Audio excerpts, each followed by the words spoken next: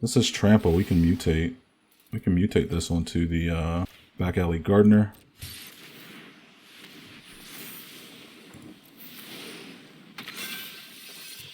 And then we swing. Double the attack power of File Quartz.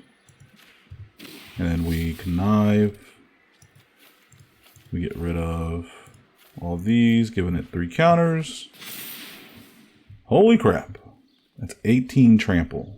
Hey guys, welcome back to the channel. It's Gnome here, and today we're going to be checking out Ramos Dragon Engine. This is a pretty exciting one. I'm not really sure what to call a deck like this. It is good stuff, but it's not all good stuff because we are trying to run like multicolored spells. It's a different kind of 5-color deck than the usual one you would see. The goal is to put the counters on Ramos, and then you can remove 5/1/1 counters on them to get double WUBRG. So you get 10 mana from removing 5/1/1 counters from Ramos. Now there's tons of ways you can build Ramos, but this is just one of the ways I found interesting. And basically it's to really take advantage of meeting of the 5. This is a really crappy card in my opinion, but I think with a deck like this, it can actually be a game winner. Because since we're running so many 3-color spells, we're bound to hit something off of meeting of the 5. You exile the top 10 cards of your library and you may cast any of those cards that have 3 colors with the double WUBRG that we get from meeting of the 5. So it's just something I wanted to do. We of course are running all the ultimatums except Emergent Ultimatum because we don't have a lot of things to go get with Emergent Ultimatum. The really good thing about Ramos 2 is that you can run the charms from Capenna: Obscura Charm, Maestro's Charm, Riveteer's Charm, Cabaret Charm, and Broker's Charm. Since these cards have 3 modes, they are really flexible in a deck like this because you can destroy an enchantment, or you can draw 2 cards if you don't have any cards. Or with the Riveteer's Charm, you can exile the top 3 cards of your library, or you can make an opponent sacrifice a creature if things are getting too hairy, or you can exile their graveyard. I mean, it's so versatile, and I think the deck is a lot of fun. Of course, there's a ton of ways to build Ramos, but I think this is one of the ways where I thought would be the most fun for right now that I could think of. So if you guys like the deck, hit the like button, hit the subscribe button, and if you guys want to build a Ramos paper deck, hit the TCG Player affiliate link down below. When you check out, it just gives me a small kickback. And if you really want to help out the channel, consider becoming a member. Also, don't forget that I'm going to be doing a small review at the end of the games to tell you if I would craft this deck or not. Without further ado, let's get into the deck and see how the deck does, shall we? Okay, we're up against Mishra, claimed by Gix. What a good starting hand. We got a little bit of ramp. Our other cards in our hand, though, could be a little bit better, but I'm not going to complain. If we can draw a board wipe, that would be amazing.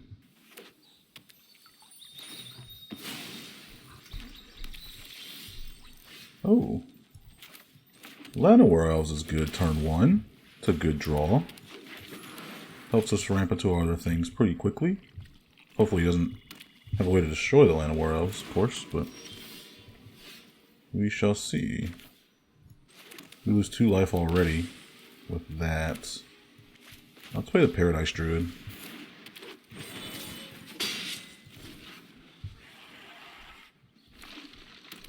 We'll be able to play Ramos turn 4. So we'll see. Squee. No blocks. I guess that becomes pretty bad for us, doesn't it? Could cast Brokos, because we do need like a big presence on the board.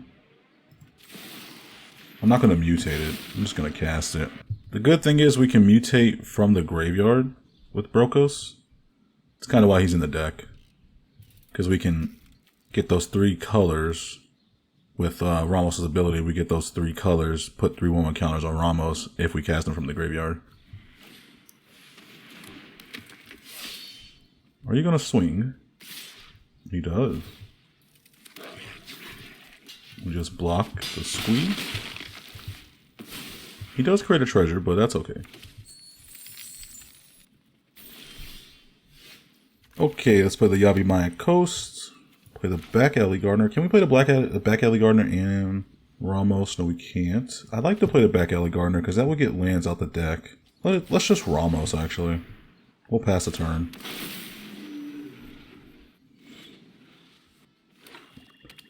He plays Mishra.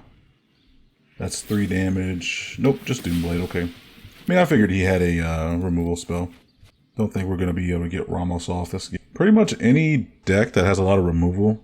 Ramos is just pretty mid, to be honest. Decks that want to bounce your things or remove your things, Ramos is going to be very, very vulnerable. Unless you can cast like Ramos, that's why there's so much ramp in the deck. Unless you can cast Ramos and then cast like a 5-color spell, that's 11 mana. And so, it is a lot, but with enough ramp you can get there for sure. Oh, he's got the dragon engine. But does he have a way to have Mishra gain haste? I don't think so. I think our best bet is to just maybe ramp here. We play Back Alley Gardener, then we play Selvala. With Selvala on the field next turn, that gives us 6 mana. I hope he doesn't have a way to gain haste, because Mishra, Lost to Phyrexia, is a beast. It's such a beast of a card. Yeah, he's not going to attack because he knows. He knows. Let's Inspired Ultimatum. We can at least kill the, we kill the Mishra, because he can unearth the Phyrexian Dragon Engine. And we play Rafine, actually. That's going to be game. Oh, man. I think they got a little mana screwed there in the beginning, but that was hilarious. Our hand was absolutely nuts after that Inspired Ultimatum. This might not be that bad. I think we should keep it. Playing in Dotha Triumph first. Binding of the Old Gods can ramp us into another land. A good land at that. Play the Command Tower, play the Arcane Signet. Hopefully we draw another land. I believe we might be able to play Rafine next turn. Let's have the center tapped. And then we play Rafine. Tireless Provisioner is getting those treasures. Let's play this on the green source. We kill the Tireless Provisioner. Connive. Let's get rid of the Ultimatum. It's gonna be a while before we cast that.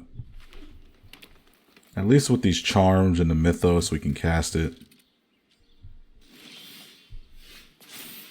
Oh, Back Alley Gardener. I might actually cast that before I cast Ramos. Yeah, let's get the Sparse Headquarters. Well, actually, I need to cast Back Alley Gardener. I don't have the mana to cast Ramos yet.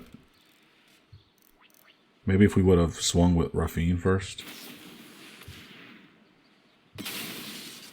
Good thing about this Ramos deck is we have a lot of ways to remove creatures, or just remove things in general.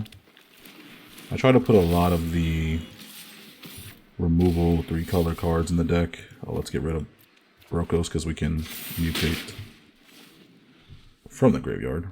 Like the Capenna stuff, the Capenna charms, they really go well in this deck. Because that's 3, you only spend 3 mana and you get 3 counters on Ramos. Ooh, Kura.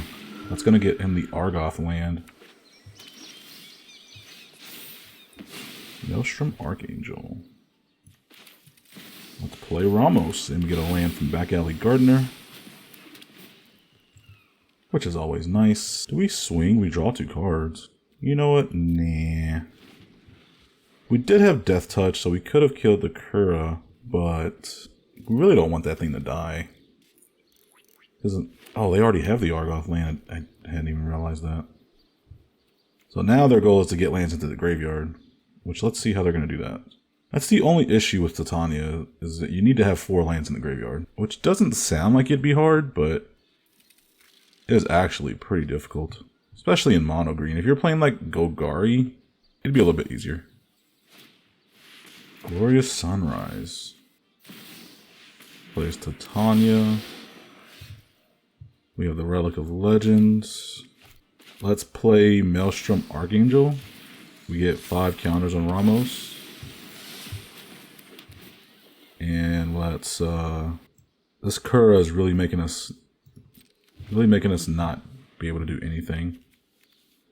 I'm gonna Riveteer's Charm. Yeah, I'm gonna Riveteer's Charm. I'm thinking about exiling the top 3 cards of our library so we can play those cards.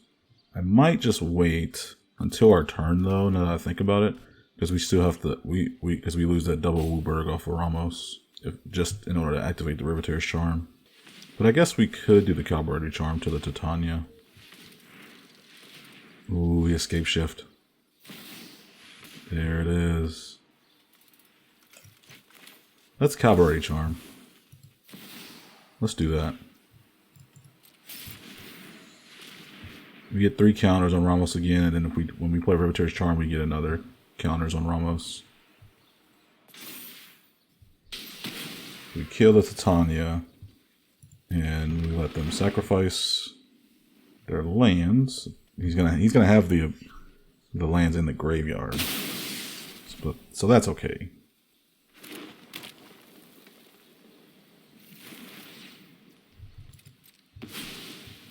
So now we can exile their graveyard too. That's hilarious.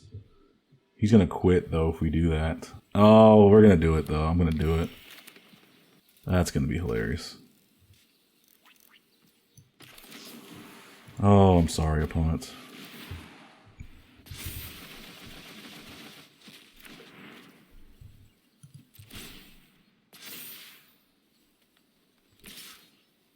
Opponent was really happy about trying to mill Titania. Let's... Mr. Orfeo. Enter tapped. This is Trample. We can mutate. We can mutate this onto the Back Alley Gardener.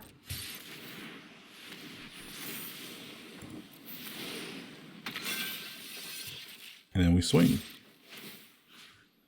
Double the attack power of File Quartz. And then we connive.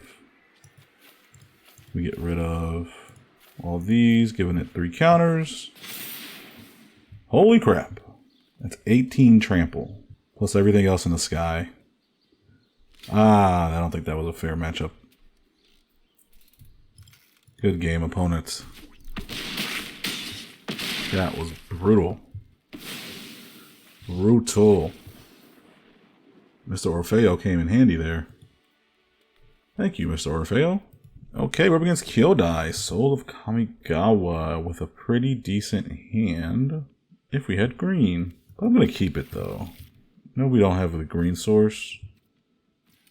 But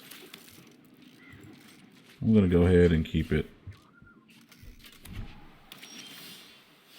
Alright, let's play the Darkheart Waste. Hopefully we draw another land so we can play this Key to the Archive. Let's see what this Kyodai deck is all about. Let's play this on the red since we have tons of white here. And we'll pass a turn. We really need to draw into our land source. 2 Ominous Seas. It's very interesting. Let's play the Key. Demonic Tutor, but Lightning Bolt can get rid of Kyodai. Let's get Demonic Tutor. Throw away the Paradise Druid? Maybe the Mox. Let's throw away the Mox.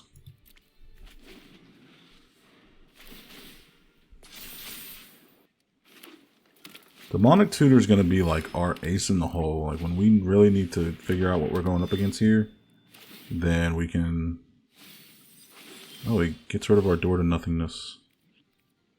How sad. Let's play Timeless Lotus.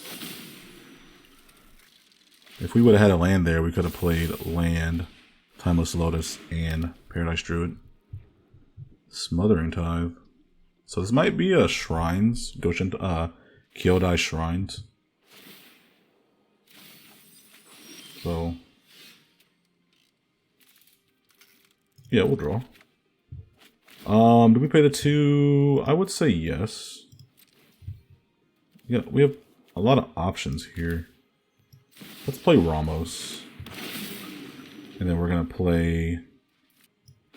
Let's play the Maestro's Charm. And let's kill the Goshen Tide Lost Wisdom. Even though I don't mind having stuff milled in the graveyard. If they're playing shrines, I'd just rather them not have as many shrines. Golos. We could Demonic Tutor something for Golos. You know, I'm really not worried though about Golos, to be completely honest.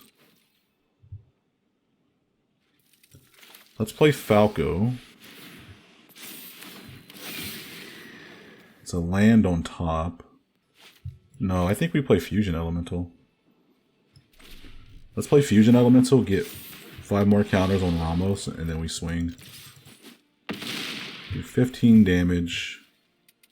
And we'll go from there.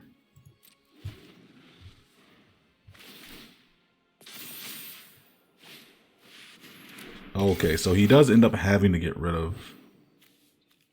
We don't have any instant speed things.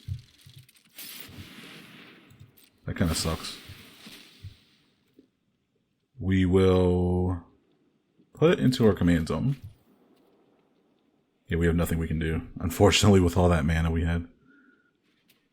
Elspeth Conquers Death is a great, great card. Let's pay the 2. We have another land coming up.